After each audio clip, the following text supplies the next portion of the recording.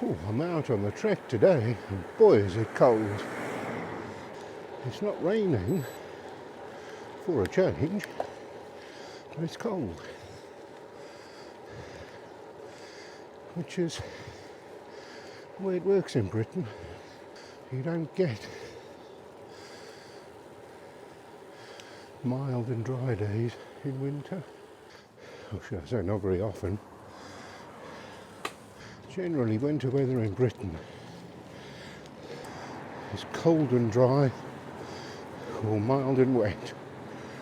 Sometimes it's cold and wet, but very rarely is it mild and dry. But today, we've got a different problem, or an additional problem, should I say. We have had the most torrential rain, and it's been floods all over the place. And as a result of that, the roads are wet. Can I get through?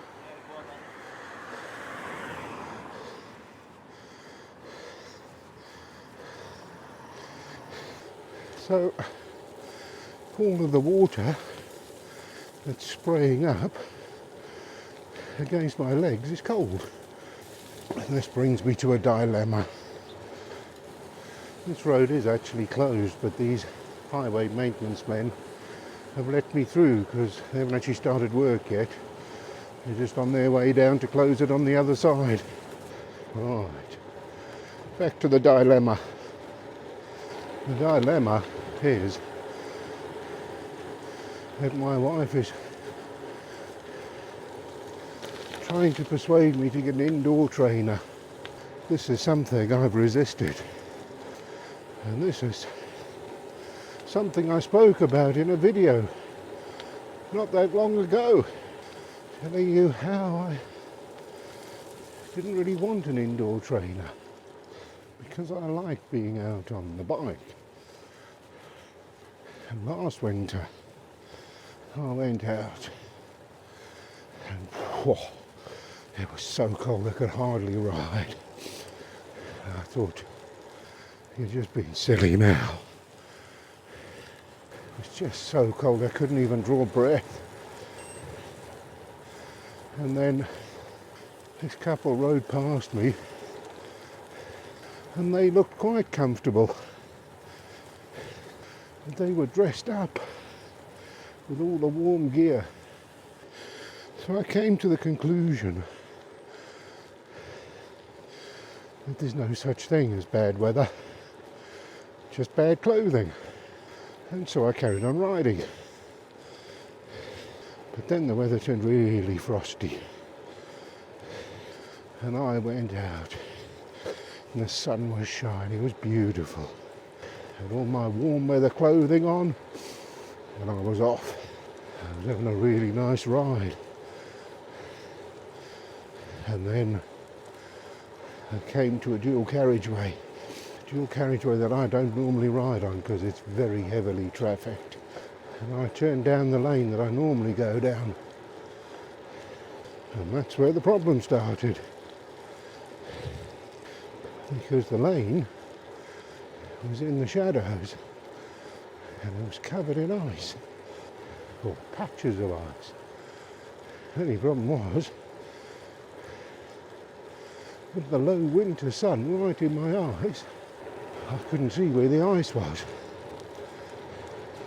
And I rode along for a bit. I could hear the ice cracking and I was surprised that I could actually ride on ice.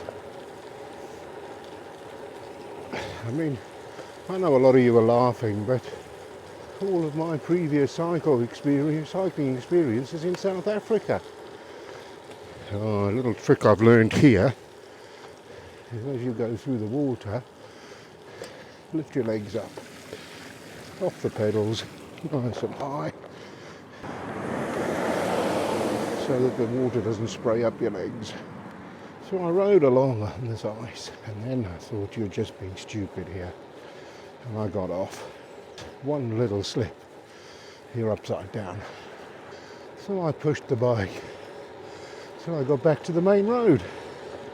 So I get a set of rollers, but rollers are useless because you're just sitting on the bike turning the pedals, not going anywhere.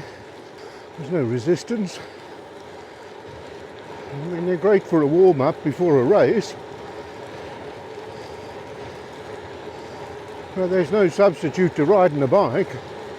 Anyway, a couple of days after that, the weather got warmer again, and I forgot about the whole idea. But this year, they forecast some frosty weather on the way. But really the main feature of this year has been the wind, or should I say last year. We're actually in 2024 now. I went out on Sunday, and boy, it was difficult just to ride the bike, and the wind was blowing me all over the place, and wow. And I did 12 miles. I had to cut the ride short. I just couldn't fight the wind anymore. And that's when my wife started trying to persuade me to get an indoor trainer. Not because of the extra effort I have to put in to overcome the wind, but from a safety point of view. Being blown across the road in the wind, or slipping on a patch of ice in the frosty weather. Then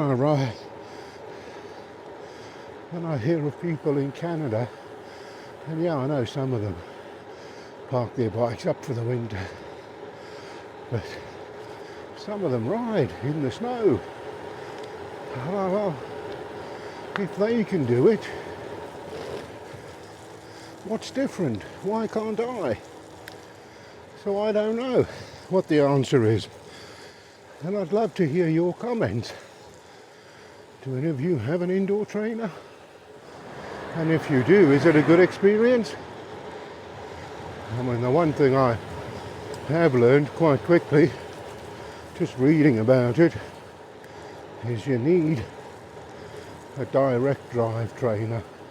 You know, when you read up about these things are all geared for people who are doing a lot of riding, racing, and triathlon people, and they use the indoor trainer for specific things like interval training and one thing and another. I don't even know. Can you on Zwift just go for a little ride? Just a leisure ride? I don't even know. Can you choose where you want to ride?